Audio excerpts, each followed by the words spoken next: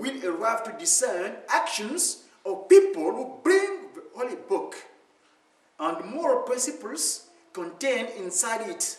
It's very wise to catch thieves with the proof of culpability. 17. Je ne vous laisse rien d'autre que cette Bible. Lisez-la fréquemment en tout temps et en tout lieu.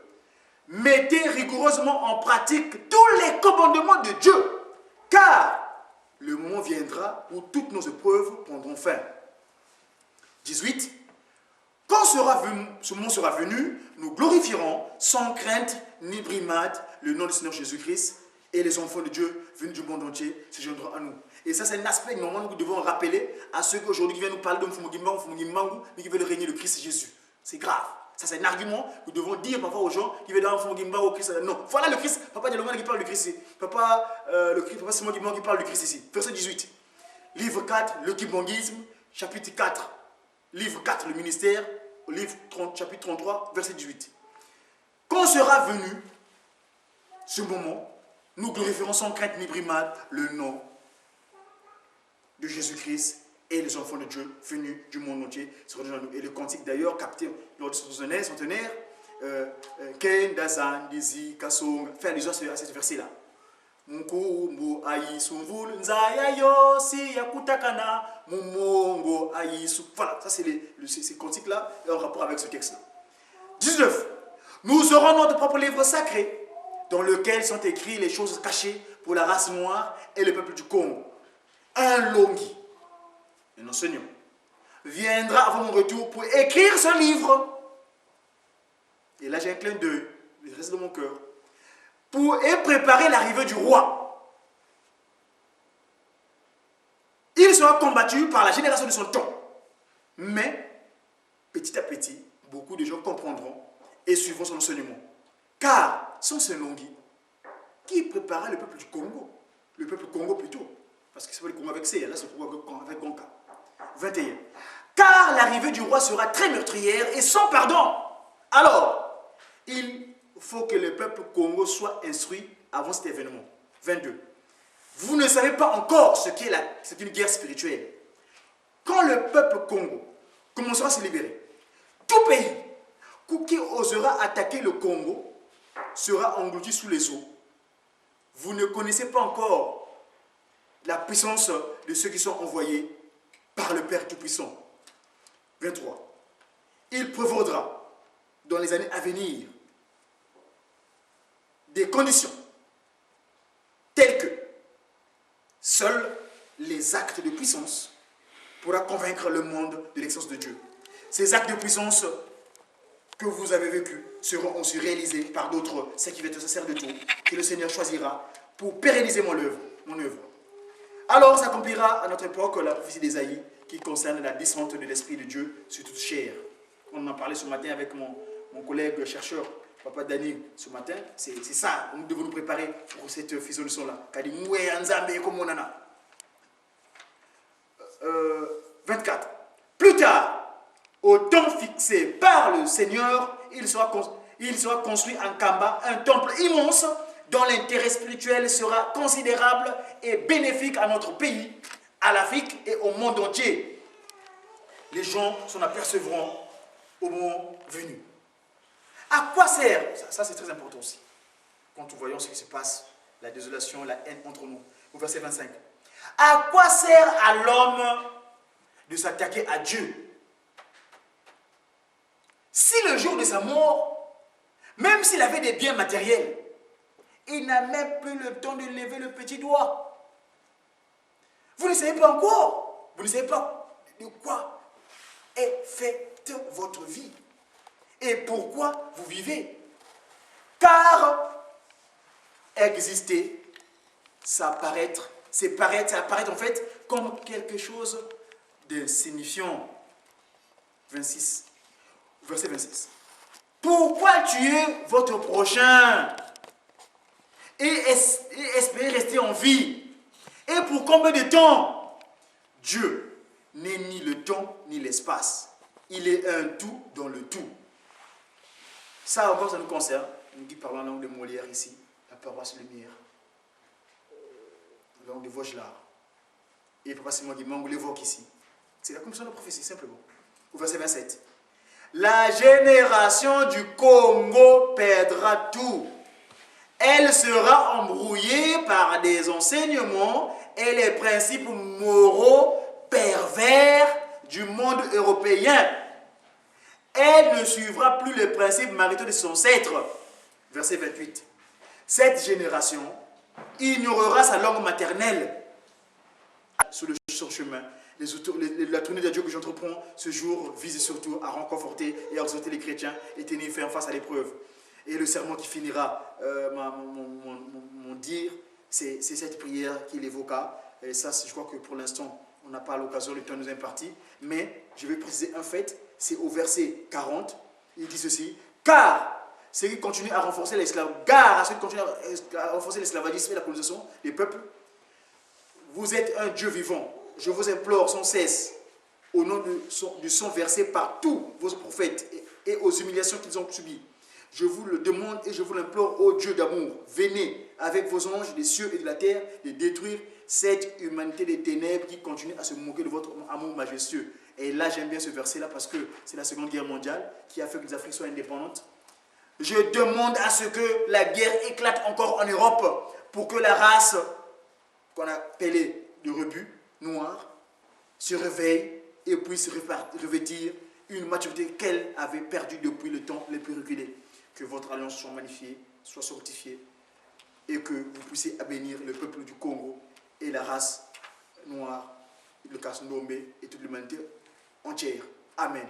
Donc, tata maman, bodli misangai na djumeta molai ezaki nango kaka li kambo o etali biso lelo yo pona mokolo ya le 10 septembre na o etali ne otolobaki yo alonjo loba yo wana bimaki na mo oreb tanga lobina o de kono bisa ko ngana zali monongena je suis Echem Eyer Aye, je suis lui il n'y a pas un autre qui s'est fait chair tel que lui aujourd'hui pour nous donner cette grâce majestueuse qui est le kimongisme, espoir du monde.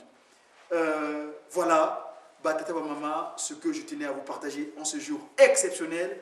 Vous m'excuserez vraiment une fois de plus d'avoir importuné et pris votre temps pendant ce temps-là.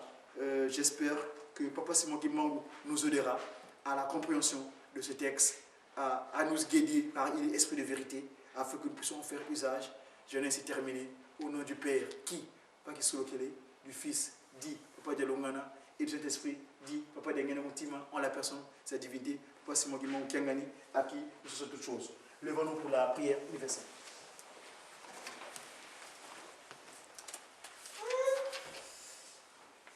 Bunazwaka tata kisilokelo tata longa tata ngina mutima ngita simuli maukiangani tateto na mazulu bika mkungu wako yezituswa bika mfumu yako kiza bika zulu wako lavanga wavantoto bonso muzulu dia kweto kwa lumbu utuvana lumbu eki utuyangujila mfuka zeto bonso beto mpetu yangujilanga utuwili mfuka ututwalani mfuku munuko kansi ututani na mkwambi kadiki yako kimfumu ingolo munazula kwa se imwana ovela tasimaki mongengani full to mount. Amen. Soso datangoyo satana konisa soso un deux soso datangoyo satana akoningisa simba kondimana yo pwete olonga etumbo yo soso la tango yo satana akoningisa simba kondimana yo pwete olonga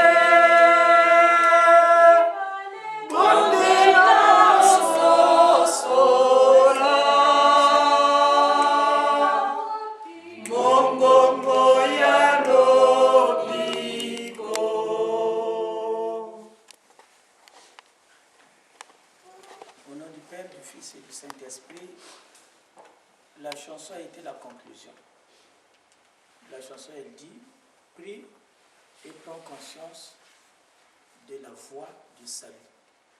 La voie du salut, c'est la voie de Papa Simon Kimbangu.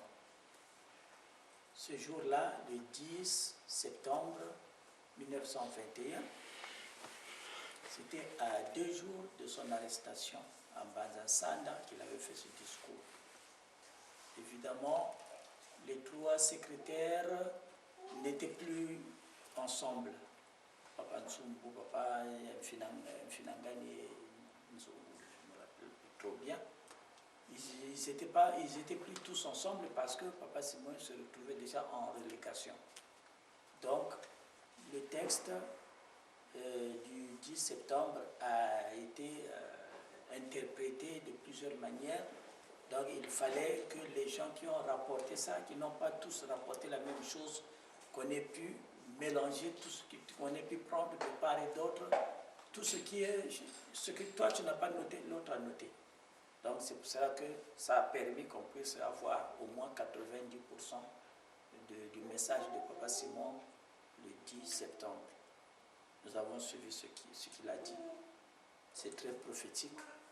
Ça nous concerne. Il y a des choses qui ont été dites en ce temps-là, que nous sommes en train de vivre aujourd'hui. Nous parlons bien le français. Mais nous ne connaissons plus Kikongo. Il l'a dit. Mais le vrai problème essentiel, c'est que nous avons suivi, effectivement, aujourd'hui, et nous on appelle ça le suivisme, on préfère suivre ce que le blanc va te dire que de revenir aux traditions. Papa Simon Kimbangu l'avait dit aussi. Et le plus grave, c'est ce qui va venir. Est-ce que nous avons pris conscience, de manière spirituelle, nous avons pris conscience. Et cette spiritualité-là va tendre à ce qu'on se libère. Parce que l'Afrique n'est pas encore libre, le Congo n'est pas encore libre. Le Congo est encore sous la domination des gens qui obéissent aux ordres des Occidentaux. Jusqu'à maintenant, c'est cela qu'on vit en Angola, en RDC et au Congo-Brazzaville. Nous sommes encore sous la domination. Nous avons pourtant pris conscience. Mais si aujourd'hui on n'arrive pas à obtenir l'indépendance matérielle, c'est tout simplement parce que nous sommes dans le péché. Nous sommes encore en train de plonger dans le péché. Ça nous empêche d'obtenir l'indépendance matérielle. Mais Papa Simon Kimbangu l'a dit que lorsque on aura l'indépendance matérielle, nous serons attaqués par les Occidentaux. Donc ils viendront, ce sont des bateaux qui vont accoster sur l'océan Atlantique pour reprendre le pouvoir sur ce territoire. Parce que ce territoire possède le diamant, l'or, l'étain, le pétrole, tout ce dont ils ont besoin, ça y est là. Donc on va reprendre, quand on aura l'indépendance matérielle, ils viendront nous attaquer parce qu'ils ne vont pas accepter de perdre cette acquisition que leurs parents leur ont laissée. Donc voilà, c'est là où il faudra qu'on soit propre, qu'on soit pur, qu'on soit vraiment de véritables kimbanguistes pour que nous soyons en mesure de tenir tête. Mais si on est dans les péchés qu'on a aujourd'hui là, on va rentrer dans la deuxième colonisation dont Papa Dianguène avait dit que si vous ne faites pas attention, ou bien vous réussissez, ou alors, si vous ne réussissez pas, vous allez plonger dans une deuxième colonisation qui va durer 300 ans. Donc voilà ce que nous avons à ajouter. Nous terminons ainsi au nom du Père, du Fils et du Saint-Esprit. Amen. Amen. Au nom du Père, du Fils et du Saint-Esprit, nous allons remercier tout ce que nous venons d'entendre. On nom saint, Père, Fils et Saint-Esprit. Au nom du Père, du Fils et du Saint-Esprit. Bon, demain nous sommes au vendredi, on va... Mais lis en une seule langue, le français, et tu t'arrêtes là. Merci papa Louis II de Tataguimbangu. Je le clin d'œil que j'aime souvent l'appeler Louis II de Tataguimbangu. Là donc on est le livre du kimbanguisme, le livre 4, le ministère, au chapitre 33. Et le verset que je vais pouvoir faire état ici, c'est le verset, donc j'avais fini tout à l'heure dans la prédication, c'est le verset 30, là je rentre au verset 31. Il est dit ceci: après le sermon, il invita les fidèles à la prière. Prions. Prière à tous, les anges du trône céleste, source de notre existence. Prière à vous, les 7 anges qui siègent à la cour du Dieu Tout-Puissant, prièrent là où se lève le soleil et là où se couche le soleil. Prière à l'est, prière à l'ouest. 32. Prière à toi, notre Dieu, lumière créatrice, Mbumba Loa. Prière à toi, notre Dieu, souverain de l'humanité. Prière à vous les anges de la terre et de l'air. Prière à vous les anges qui gouvernez les eaux et le feu. Prière à toi, le grand esprit Congo. Prière à vous les anges de la guerre qui gouvernez le centre du Congo. Prière à vous les anges de la victoire qui luttez dans les 4 coins des cieux et de la terre. Au nom de l'œuvre que vous m'avez confiée, devant les cieux et la terre, je le répète 3 fois, faites à ce que votre sainte bénédiction puisse remplir les cœurs de ceux qui se lèveront pour aider les peuples du Congo. Je vous le répète encore 3 fois, et je m'adresse à ceux qui mépriseront mon œuvre. Par ignorance, j'implore notre Père Créateur afin qu'il leur pardonne et qu'il leur ouvre la voie de la compréhension.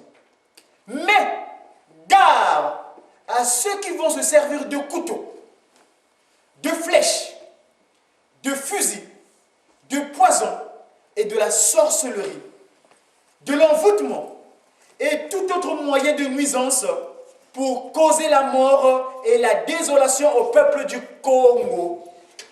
Ces malfaiteurs, qu'ils soient blancs ou noirs, qu'ils soient Bakongo, qu'ils soient Bandala, qu'ils soient Baluba ou Swahili, seront maudits par les esprits de tous les prophètes qui avaient été envoyés au Congo, en Afrique, en Asie, en Amérique et en Europe.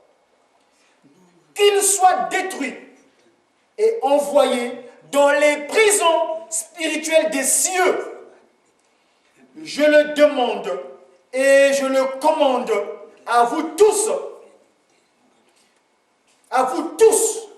tous les anges des cieux et de la terre, de mener un combat, alors là, sans pitié, contre ces êtres qui sont contre les esprits l'esprit de la lumière humaine. Je répète, verset 37. Je le répète, et je commande à tous, anges des cieux et de la terre, de mener un combat sans pitié contre ces êtres qui sont contre les esprits de la lumière humaine. Je le répète encore 3 fois, devant les cieux et la terre. Garde à ceux qui continuent à chercher la désolation dans les 4 coins du monde. Venez, ô Dieu le Père Tout-Puissant, je vous appelle ainsi que tous les anges de la guerre afin de mener un combat contre ce monde des ténèbres. Garde à ceux qui continuent à renforcer l'esclavagisme et la colonisation des peuples noirs. Vous êtes un Dieu vivant. Je vous implore sans cesse, au nom du sang versé par tous vos prophètes et aux humiliations qu'ils ont subies, je vous le demande et je vous l'implore, ô Dieu d'amour, venez avec vos anges des cieux et de la terre pour détruire cette humanité des ténèbres